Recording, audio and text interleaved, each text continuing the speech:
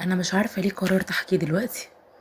يمكن عشان نفسي افضفض، يمكن عشان التعب اللي جوايا مش لاقي مخرج غير الكلام، يمكن عشان نفسي حد يسمعني، مش بعينه، بقلبه. انا ملك، عندي 16 سنه، وبدايه حكايتي كانت عاديه جدا، زي اي بنت بتحب تضحك وتلبس وتتصور في كل لحظه في حياتها، وبتحلم ان هي تكون مميزه ومشهوره. كنت دايما بسمع الناس تقول: انتي جميله قوي ولطيفه، واجمل حاجه فيك عيونك. الكلمة دي كانت بتفرحني جدا. كنت بحب أقف قدام المراية وأتأمل نفسي وأقول يا رب تفضل عيني كده طول عمري. بس عمري ما خطر في بالي إن نفس العيون دي هتبقى مصدر وجعي. كل حاجة بدأت ليلة ما كنت فيها تعبانة. قلبي كان بيدق بسرعة ونفسي بيقطع، إيدي بتترعش. ماما خافت عليا وودتني الطوارئ. الدكتور ساعتها طلب تحاليل وقال لي بعد شوية: ملك، انت عندك نشاط في الغدة الدرقية. أنا كنت في تانية إعدادي ساعتها ومش فاهمة يعني إيه غدة، بس فهمت من كلامهم إن دي حاجة في الجسم بتأثر على حاجات كتير. عدى وقت وبدأت العلاج، بس الغريب إن بعد فترة وشي بدأ يتغير. كنت ببص في المراية كل يوم ألاحظ إن عيني بتزيد في بروز شوية بشوية، ووشي بقى بيرفع.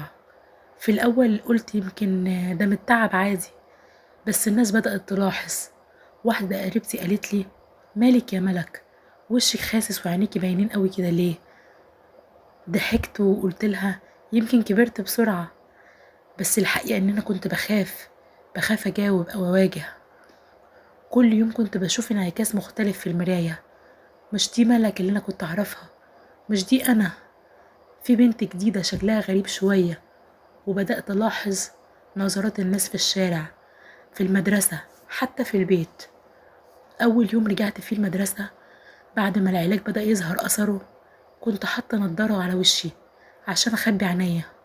كنت بقول لنفسي طالما محدش هيشوف يبقى محدش هيتكلم. بس طبعا الدنيا مش بتمشي كده. وانا داخله الفصل سمعت همسه من ورا: هي عينيها عامله كده ليه؟ يا بنتي دي شكلها اتغير قوي. مالك يا ملك، كنتي حلوه زمان.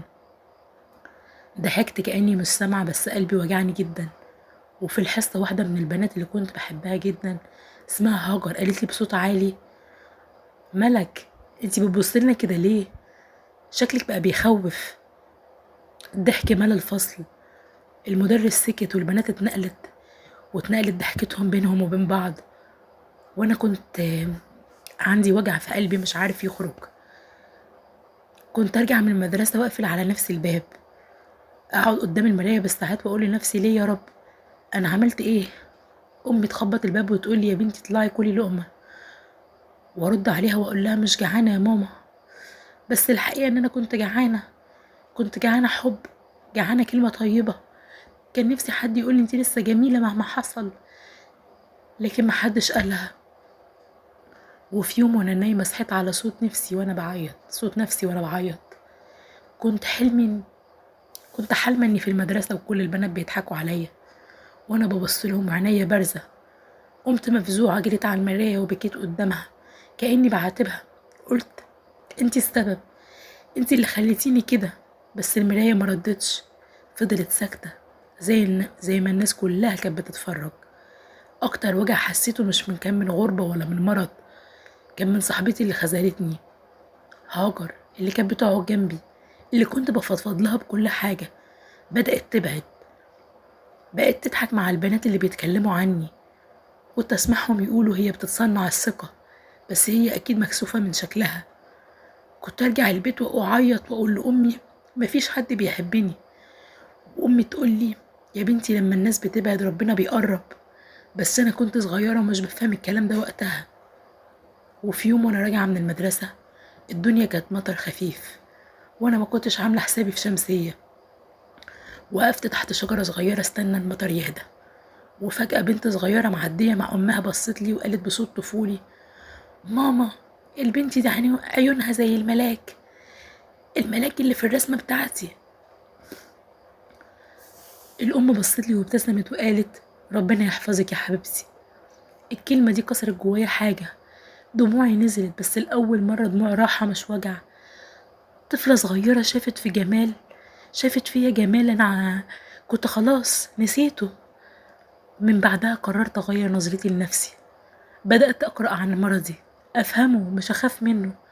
عرفت إن اللي عندي ده اسمه جحوظ العين بسبب زيادة نشاط الغدة الدرقية، وإن في علاج وإن ممكن أتعامل معاه وأعيش طبيعتي.